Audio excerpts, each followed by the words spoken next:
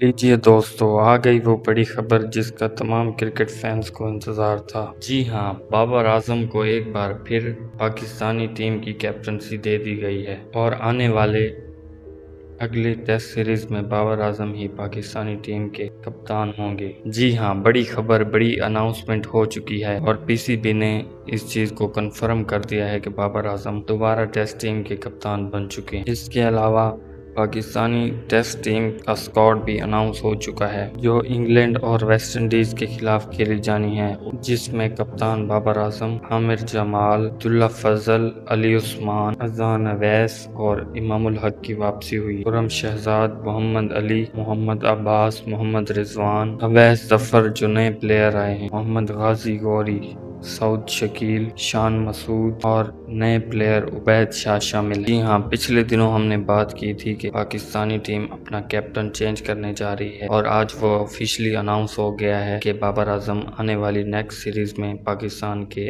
Captain होंगे। और खबरें ये भी आ रही हैं कि आने वाले कुछ दिनों में बाबर आजम को T20 और वनडे की कप्तानी भी दे दी जाएगी। जी हाँ, ये बाबर आजम के फैंस और पाकिस्तानी क्रिकेट फैंस के लिए खुशी की बात कि बाबर आजम को एक बार फिर पाकिस्तानी टीम की कैप्टनसी मिल चुकी है। जी बिल्कुल, बाबर आजम कप्तानी के असल हकदार भी हैं क्योंकि वो इस टाइम पाकिस्तान के सबसे बड़े प्लेयर हैं। हम उम्मीद करते हैं कि बाबर आजम की कैप्टनसी पाकिस्तानी टीम के लिए अच्छी हो और इसी के साथ साथ ये बाबर आजम की अपनी परफॉर्मेंस के लिए भी बेहतर हो। अगर हमारी वीडियो अच्छी लगी हो तो चैनल को ज़रूर सब्सक्राइब करें और बेल आइकन ज़रूर प्रेस करें ताकि हमारी आने वाली नई नई वीडियोस आप तक पहुंचती रहें।